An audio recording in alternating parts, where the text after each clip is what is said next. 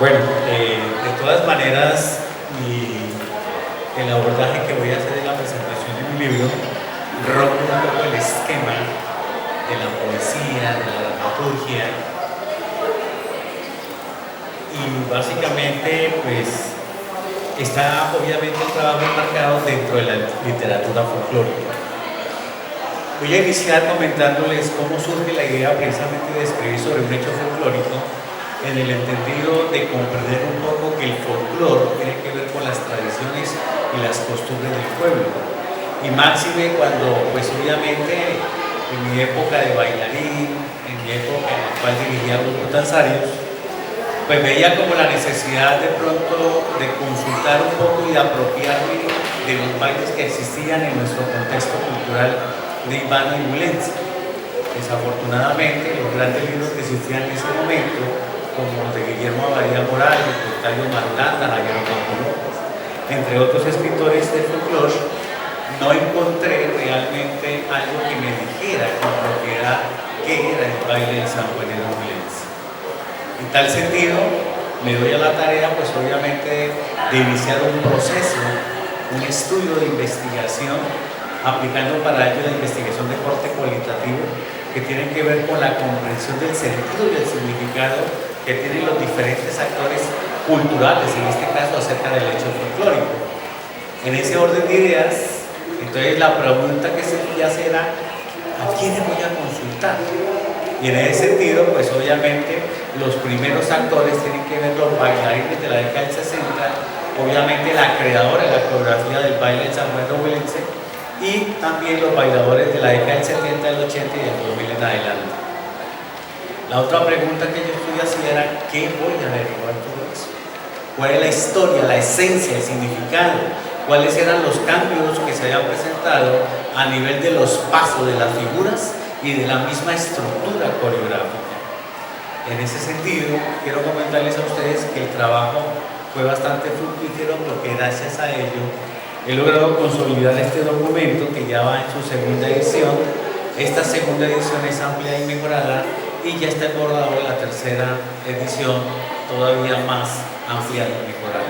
Porque este hecho folclórico es permanente y a medida que ha evolucionado, porque eso también les voy a comentar en este corto tiempo, que dentro del estudio, dentro de la información que se recogió, se logró realmente obtener cómo el baile del sanjuanero huilense nace a partir de una necesidad social.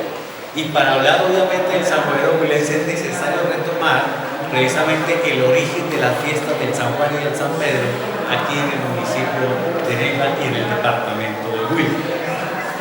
Quiero comentarles entonces que de todas maneras el sanjuanero huilense nace sobre la década del 60 a partir obviamente de la solicitud que le hizo directamente Jorge Villamil Cordobés a Inés García de Durán para que lograran organizar las fiestas en aquel momento y que lograra conformar inicialmente un grupo de danzas, pero también que lograra organizar una coreografía que le permitiera de todas maneras consolidar un baile como tal que fuera de obligatoria ejecución para las reinas en los diferentes reinados. ¿Qué pasó entonces? Resulta que para aquella época, los primeros años, porque las fiestas del San Juan y el San Pedro y el primer reinado, y tengo que hablar de los dos, porque obviamente están articulados de manera muy íntima. Resulta que en las primeras 7 años, del 61 al 67, no existió una estructura coreográfica del baile del San Juan huilense. Simplemente había movimientos que las diferentes parejas se ejecutaban y realizaban, precisamente retomando los elementos del bambuco tradicional huilense. Solamente a partir del año 1968, Inés García Durán puso prácticamente a su hija, a María del Pilar Durán García, a bailar con Jorge García, y mostraron públicamente la primera coreografía del baile del sanjuanero huilense. Coreografía que a partir de esa época comenzó a surgir más cambios que obviamente pues poco a poco cada uno de sus bailadores, de sus bailarines fueron generando, como el caso de pues Jairo Sánchez, Vicente Huerto, José Vicente Falla, una cantidad de bailarines que en su momento también le dieron su toque precisamente al baile del sanjuanero huilense. No obstante, quiero aclarar que en esa época, del 60 al 80, prácticamente el baile del sanjuanero huilense, su estructura coreográfica, el resultado, obviamente que aparece registrado en el libro, todo lo que les estoy comentando, se bailaba o se interpretaba, tengo que decirlo, interpretábamos de manera doble el baile del sanjuanero huilense. ¿Esto por qué lo hago? Una de las preguntas que nosotros nos hacíamos precisamente en el estudio era ¿para qué dar esta información? Porque es necesario que nosotros conozcamos nuestra historia, conozcamos nuestra identidad y que el sanjuanero huilense que se baila hoy en día no es el mismo que se bailó hace 60 años. Ha tenido una cantidad de cambios, no solamente en su forma prácticamente de ejecutarlo, de bailarlo, interpretarlo, sino también en su misma vestimenta o vestuario, tanto del hombre como el de la respectiva mujer, y obviamente en la misma estructura coreográfica. A veces me paro para hacer la demostración, pero hoy no lo voy a hacer, obviamente. Bueno, pero de todas maneras, cambios, por ejemplo, en la estructura coreográfica, en el sanjuanero huilense lo hacíamos doble. Los ochos, esa figura que ustedes conocen, se realizaba 3 veces. El cruce por debajo del pañuelo se realizaba 3 veces. La arrodillada, la mujer giraba en torno al parejo 2 veces. Inclusive, la figura que en algún momento ha sido bastante, o era bastante llamativa, porque es que los periodistas normalmente retoman 2 figuras, son las más importantes para el sanjuanero, correcto. Una era la levantada de la pierna, en la cual nosotros llegábamos y lo marcábamos una vez, nos íbamos hacia atrás, lo marcábamos segunda vez y la tercera vez ahí sí rematábamos ¿sí? Y ahora no, ahora es solamente una perla. Pero es bien bonito recordar y que la gente reconozca. Esta exposición suelo realizarla apoyada en una cantidad de material fotográfico que logré obviamente recuperar desde la década del 60. Y ahí yo muestro realmente los bailadores o bailarines de aquel momento, el traje que ellos lucían y la forma como lo ejecutaban.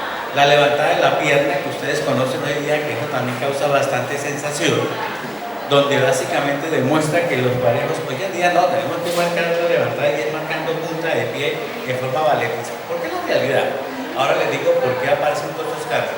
Pero todavía estoy atrás. Quiero decirles entonces que en aquel momento, por ejemplo, la foto lo demuestra donde la levantada de la pierna era así, sin ninguna punta de pie. Y ustedes se han dado cuenta cuando estamos inclusive en una fiesta, cómo bailábamos realmente cuando nos colocan el sanjuanero huilense. ¿Qué hacemos nosotros? Lo primero que hacemos es, ¿sí o no? Ese es el sentir.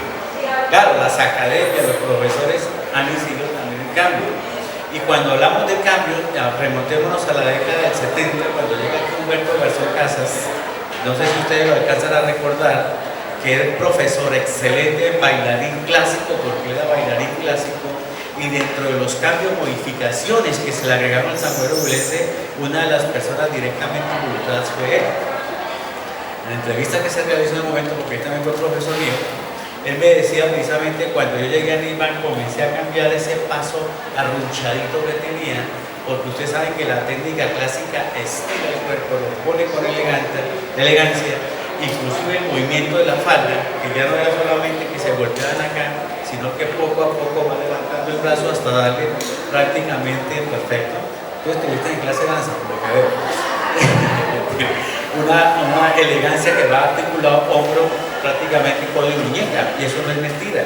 La posición, la postura también incidió. Esas fueron una de las modificaciones, obviamente, de las personas que incluyó modificaciones. Posteriormente aparece Kerry Castillo con otro profesor que se llamaba Ernesto Vázquez, que formaron el ballet folclórico de Huila, del cual también fue parte en su momento. Y Ernesto ya llega con su técnica flamenca. Entonces comienza a funcionar ahí la técnica clásica y flamenca, que contribuyeron de cierta manera hacia ese cambio revolucionario del baile del sanjuanero huilense, para que ustedes se den cuenta. En la década más o menos de los 80, todo lo que les estoy comentando aparece en mi libro. En la década del 80 y específicamente en el 83, cuando se forma la corporación del festival dirigido por Maruja Fernández de Giraldo, que en paz descansa, ¿sí?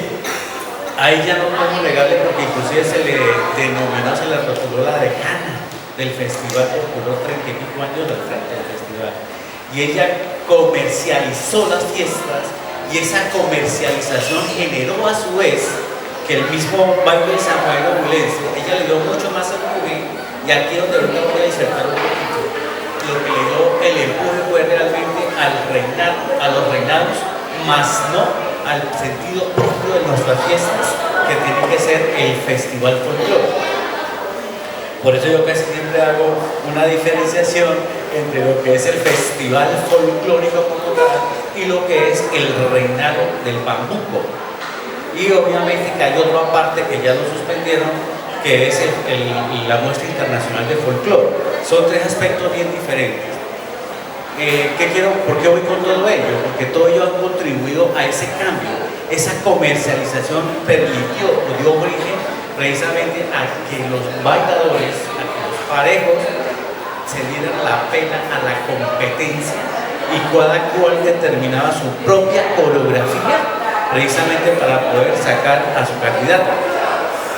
Entonces, ese tipo de eventos también contribuyó a ese evolucionar, obviamente, del baile del San Juan Obulense.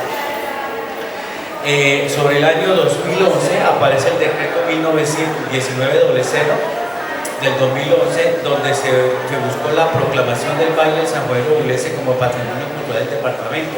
Ojo acá, yo cuento toda esa historia, pero de ahí en adelante, a la fecha, no existe un plan de salvaguarda que realmente nos permita mantener una sola estructura coreográfica.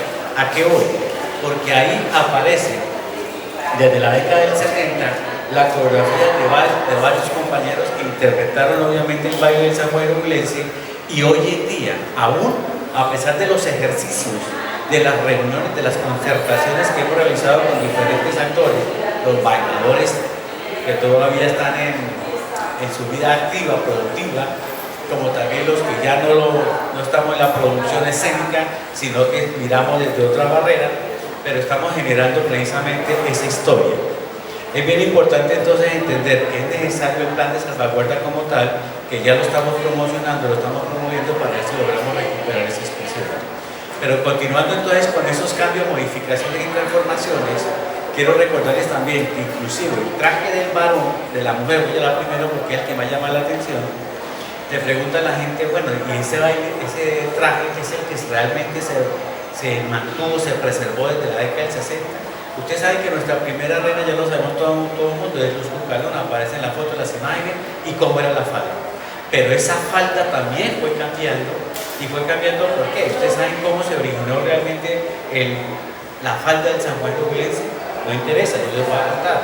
Resulta que cuando se dio luz verde para conformar el festival folclórico como tal, la clase elitista, la clase alta de Neiva, se reunieron precisamente en varias oportunidades para organizar todo el festival.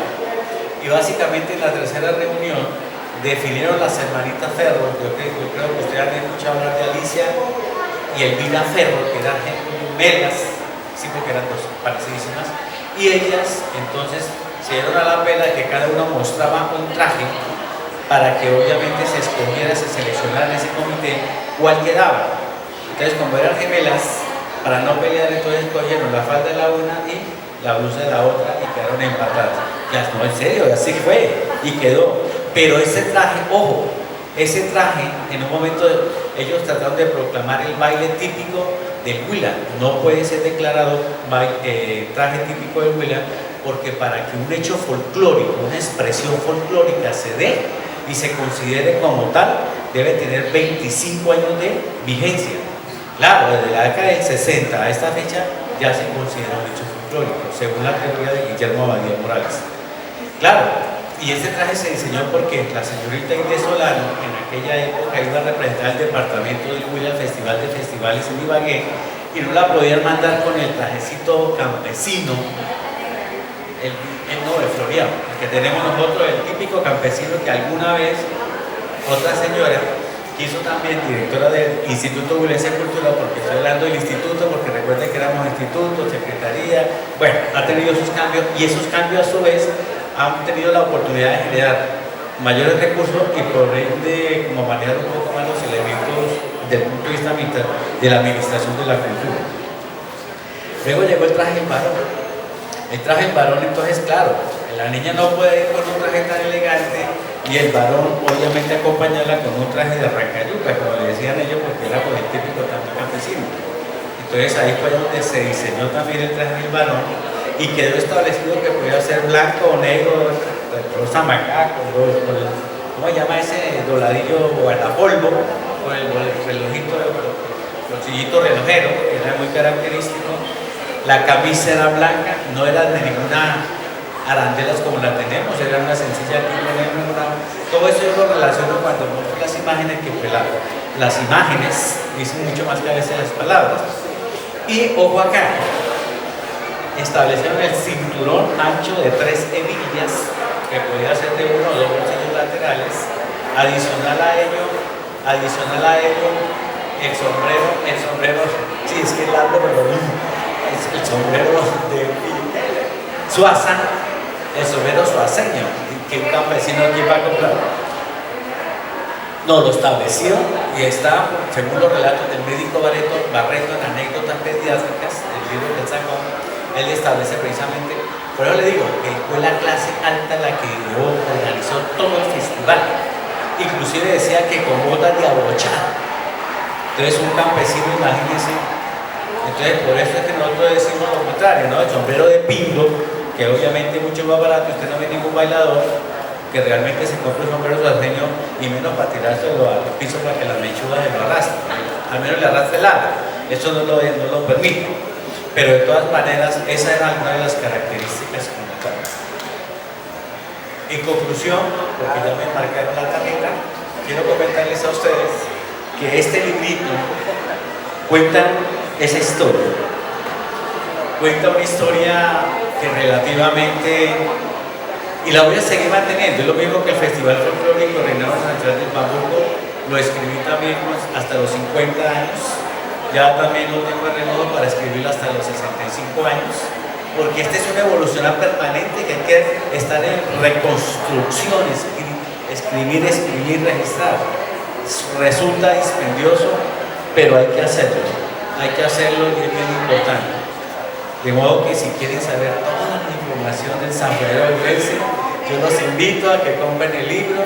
Si me lo compran a mí directamente, a los profesores les doy un precio casi que regalado para que realmente se documente mucho más y lo llevemos al aula, porque es que los estudiantes deben conocer su historia. Tenemos supuestamente, digo supuestamente y me van a perdonar, la cátedra de la bulensidad, de la legalidad, y realmente no estamos implementando esto. Estamos hablando de identidad cultural, y cuál es la identidad cultural cuando realmente desconocen estos elementos tan básicos. Cuando viene un turista y nos pregunta qué significa el baile o por qué hacen esta figura, o por qué el hombre se la arrodilla o por qué levanta la pierna. Entonces, todo ese tipo de cosas es bueno también que nuestros estudiantes lo puedan asimilar. Dejo hasta ahí. Muchas gracias. Si tienen preguntas.